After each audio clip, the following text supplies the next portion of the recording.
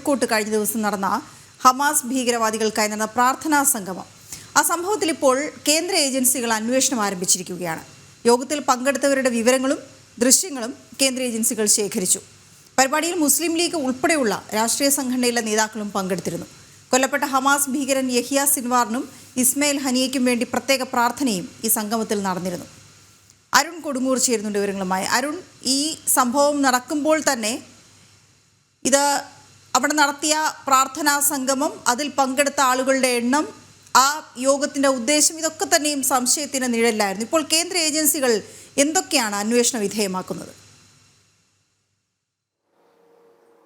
തീർച്ചയായും കഴിഞ്ഞ ദിവസമാണ് കോഴിക്കോട് കടപ്പുറത്ത് ഇത്തരത്തിൽ ഹമാസ് ഭീകരർക്ക് ഒരു പ്രാർത്ഥനാ സംഗമം എന്ന പേരിൽ ഒരു യോഗം നടത്തിയിരുന്നത്. മുസ്ലിം ലീഗിന്റെ ഉൾപ്പെടെയുള്ള രാഷ്ട്രീയ നേതാക്കൾ ഈ യോഗത്തിൽ പങ്കെടുത്തു. കഴിഞ്ഞ ദിവസം ഇത് നമ്മൾ കൃത്യമായി വാർത്തയാക്കുകയും ചെയ്തതാണ്. എന്തായാലും ഈ ഒരു പശ്ചാത്തലത്തിൽ കൂടിയാണ് കേന്ദ്ര ഏജൻസികൾ ഈ വിഷയത്തെ ഏറ്റവും ഗൗരവത്തോടെ എടുത്തിരിക്കുന്നത്. ഈ വിവരങ്ങളൊക്കെ തന്നെ, ഈ യോഗത്തിന്റെ വിവരങ്ങളാണ് ഏറ്റവും പ്രധാനമായി കേന്ദ്ര ഏജൻസികൾ ഇപ്പോൾ കണ്ടെത്തിയിരിക്കുന്നത്. അതിലേറ്റവും പ്രധാനപ്പെട്ടത് ഈ യോഗത്തിൽ പങ്കെടുത്തത് ആരൊക്കെ, പ്രസംഗിച്ച കാര്യങ്ങൾ, അതോടൊപ്പം തന്നെ എവിടെ നിന്നൊക്കെയുള്ള ആളുകളാണ് ഈ യോഗത്തിലേക്ക് പങ്കെടുത്തത്, ഇവരുടെ പങ്കെടുത്ത ആളുകളുടെ പശ്ചാത്തലം. ഈ 4 കാര്യങ്ങളാണ് പ്രധാനമായും ഇപ്പോൾ കേന്ദ്ര ഏജൻസികൾ പ്രധാനമായും അന്വേഷിക്കുന്നത്. IB ഉൾപ്പെടെയുള്ള ആളുകൾ പ്രാഥമികമായി ഈ വിഷയത്തിൽ റിപ്പോർട്ട് തയ്യാറാക്കി എന്നാണ് നമുക്ക് മനസ്സിലാക്കാൻ കഴിയുന്നത്. എന്തായാലും വലിയ രീതിയിലുള്ള ഒരു പ്രശ്നമായി തന്നെ ഈ വടക്കൻ കേരളത്തിൽ ഇത്തരത്തിലുള്ള സംഭവങ്ങളെ നോക്കിക്കാണുകയും ചെയ്തിട്ടുണ്ട്. അതുകൊണ്ട് തന്നെയാണ്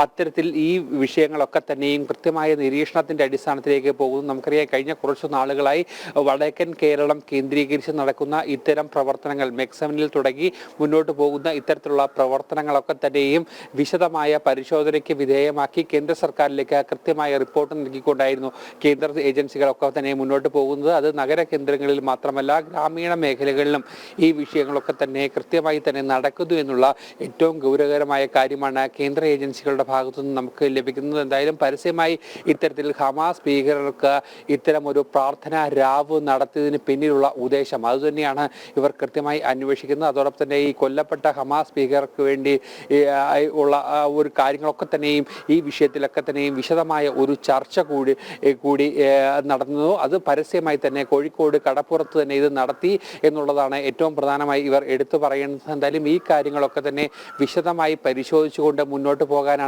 കേന്ദ്ര ഏജൻസികളുടെ ഒരു തീരുമാനം. ഇതിന്റെ അടിസ്ഥാനത്തിലാണ് പ്രാഥമിക ഘട്ടമായി ഈ സംഗമത്തിൽ പങ്കെടുത്തവരുടെ എല്ലാം തന്നെ വിവരങ്ങൾ ശേഖരിച്ചത്. നിരവധി ആളുകൾ ഈ ഒരു സംഗമത്തിൽ പങ്കെടുത്തിരുന്നു. ഇവരുടെ വിവരങ്ങൾ കൃത്യമായി തേടിയിട്ടുണ്ട്. അതോടൊപ്പം തന്നെ ഇവരുടെ ഒരു പശ്ചാത്തലം, എവിടെ നിന്നുള്ള ആളുകളാണ്, ഇവർക്ക് ഉണ്ടായിരുന്ന രാഷ്ട്രീയ പശ്ചാത്തലം, അതോടൊപ്പം തന്നെ മറ്റ് ആക്ടിവിറ്റികളിൽ എന്തെങ്കിലും തലത്തിൽ ഇവർ പങ്കെടുത്തിട്ടുണ്ടോ എന്നുള്ള കാര്യങ്ങൾ കൂടി കേന്ദ്ര ഏജൻസികൾ കൃത്യമായി പരിശോധിക്കുന്നുണ്ട്.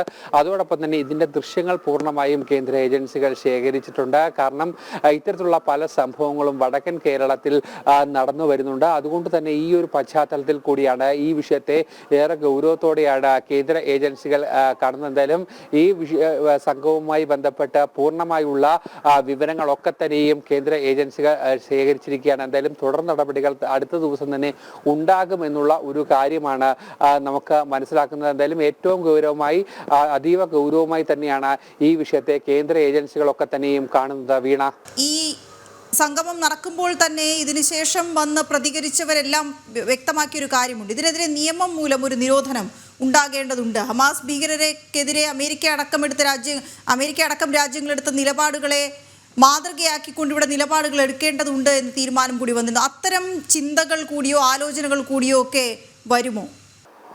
തീർച്ചയായും. എന്തായാലും കേരളത്തിലെ ഒരു സവിശേഷമായ സാഹചര്യമാണ് ഉള്ളത്. ഈ നിയമം മൂലം നിരോധിക്കുക എന്ന് പറഞ്ഞാൽ കേരളത്തിൽ വലിയ രീതിയിലുള്ള ഒരു പ്രതിഷേധം, മറ്റേ രാജ്യത്ത് ഒരിടത്തും ഇത്ര വലിയ ഒരു പ്രതിഷേധം ഉണ്ടായില്ലെങ്കിൽ കേരളത്തിൽ വലിയ രീതിയിലുള്ള ഒരു പ്രതിഷേധം ഉണ്ടാക്കും. ഇത്തരത്തിലുള്ള ശക്തികൾക്ക് കേരളത്തിൽ വേരുറപ്പിക്കുന്നു എന്നുള്ള ഒരു ഗൗരവകരമായ കണ്ടെത്തൽ കൂടിയാണ് കേന്ദ്ര ഏജൻസികൾ നേരത്തെ തന്നെ പറഞ്ഞിരുന്നത്. ഇതിന്റെ ഒരു പശ്ചാത്തലത്തിൽ കൂടിയാണ് എല്ലാ ഇടങ്ങളിലും, അത് ഗ്രാമ നഗര മേഖലകളൊക്കെ തന്നെയും കൃത്യമായി കേന്ദ്ര ഏജൻസികളുടെ ഒരു നിരീക്ഷണത്തിലാണ്. നമ്മുടെ പോലീസ് സംവിധാനം ഒക്കെ തന്നെ അറിയുന്നതിന് മുമ്പ് തന്നെ കൃത്യമായി ഈ വിവരങ്ങൾ കണ്ടെത്തിക്കൊണ്ട് ഇതിനെ തടയിടുന്ന രീതിയിലേക്കുള്ള ഒരു പ്രവർത്തനങ്ങൾ കേന്ദ്ര ഏജൻസികളുടെ ഭാഗത്തുനിന്ന് മുന്നോട്ട് പോകുന്നു. എന്തായാലും PFI നിരോധനത്തിന്റെ സമയത്തൊക്കെ തന്നെ നമ്മൾ ഇത് കൃത്യമായി തന്നെ കണ്ടതുമാണ്. അത്തരത്തിലുള്ള ഒരു ക്രമീകരണങ്ങളിലേക്ക് തന്നെയാണ് ഇപ്പോൾ കേന്ദ്ര ഏജൻസികൾ മുന്നോട്ട് പോകുന്നത്. കേരളത്തിൽ വലിയ രീതിയിലുള്ള ഒരു പിന്തുണ ഇത്തരത്തിലുള്ള ശക്തികൾക്ക് ലഭിക്കുന്നത്. അത് രാഷ്ട്രീയത്തിന് അപ്പുറത്തേക്ക് വലിയൊരു പിന്തുണ ലഭിക്കുന്നുണ്ട്. അതുകൊണ്ട് തന്നെയാണ് ഇവരുടെ വളർച്ചയ്ക്ക് അത് ഒരു ഊർജ്ജമായി തന്നെ മുന്നോട്ട് പോവുകയും ചെയ്തിരിക്കുന്നത്. PFI നിരോധനത്തിന്റെ സമയത്ത് ഇടത് വലത് മുന്നണികൾ എടുത്ത നിലപാട് നമുക്ക് അറിയാവുന്നതാണ്. തെരുവിലിറങ്ങി വരെ പ്രതിഷേധിക്കുന്ന ഒരു സാഹചര്യത്തിലേക്കൊക്കെ തന്നെ കാര്യങ്ങൾ പോയിരുന്നു. അത്തരത്തിലുള്ള ഭീകരർക്ക് വേണ്ടി ഒരു വളക്കൂറായുള്ള ഒരു മണ്ണായി കേരളം മാറുകയാണ്. അതിനുള്ള കൃത്യമായുള്ള ഒരു സൂചനകൾ തന്നെ ലഭിക്കുകയും ചെയ്തിരിക്കുന്നു. അതുകൊണ്ട് തന്നെയാണ് ഇത്തരത്തിലുള്ള പ്രവർത്തനങ്ങൾക്ക് തടയിടുക, അതോടൊപ്പം തന്നെ ഇതിനെ നിയന്ത്രിക്കുക, ഇവരുടെ പിന്നിലുള്ള ലക്ഷ്യങ്ങളെ കുറിച്ച് കൃത്യമായി മനസ്സിലാക്കുക. ഈ 3 കാര്യങ്ങളാണ് പ്രധാനമായും കേന്ദ്ര ഏജൻസികൾ ഇപ്പോൾ മുന്നോട്ട് വെക്കുന്ന കാര്യം. വീണ. ഓക്കെ, ശരി അരുൺ.